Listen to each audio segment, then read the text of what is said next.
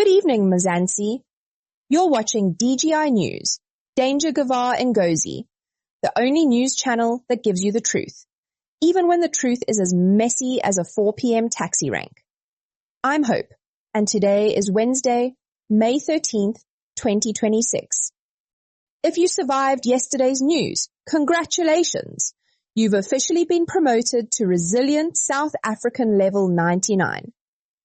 We have 5 fresh stories today that were definitely not on the menu yesterday. Let's dish them up. Number 1. First up, the city of Johannesburg is currently in a situationship with National Treasury. It turns out the city signed a 10.3 billion rand wage deal with workers. But Treasury has now stepped in like a strict parent, calling the whole thing illegal and telling the city they simply don't have the cash. On one hand, our municipal workers, who literally keep the lights on and the water flowing, were promised a raise that recognizes years of hard work. On the other hand, the city is currently looking for 25 billion rand down the back of the sofa just to pay its creditors. For the average Joburg resident, this means your service delivery might soon be replaced by service protest.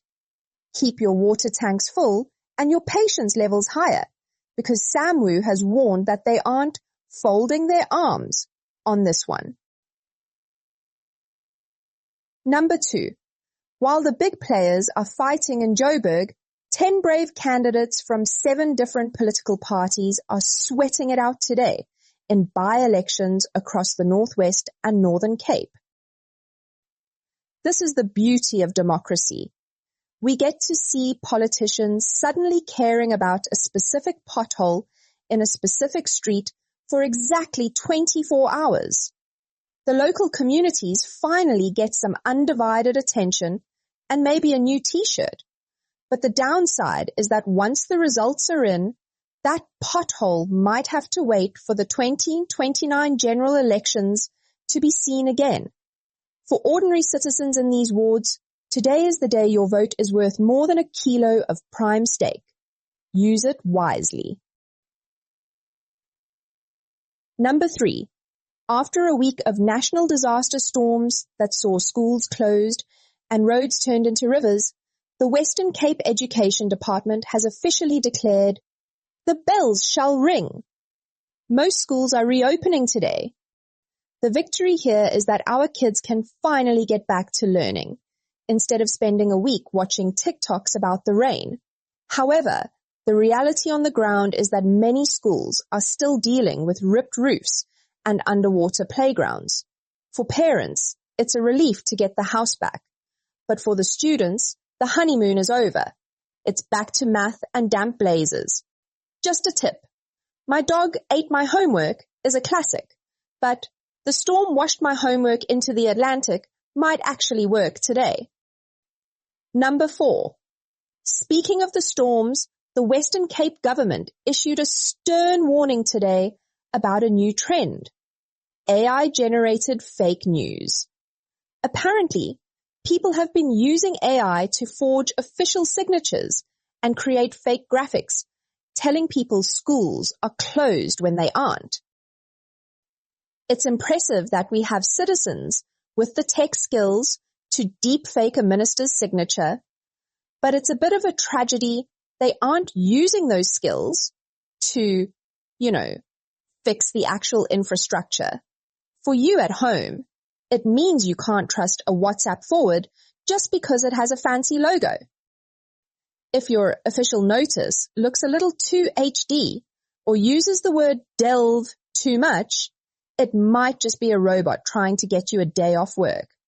Always check the official website. Number 5. Finally, a major study released today is looking at how these constant cycles of floods and droughts are affecting South Africans' mental health. Scientists have found that the frequency of storms has quadrupled, and it's literally messing with our minds. It's great that science is finally validating that feeling of, I can't deal with another rainy Tuesday.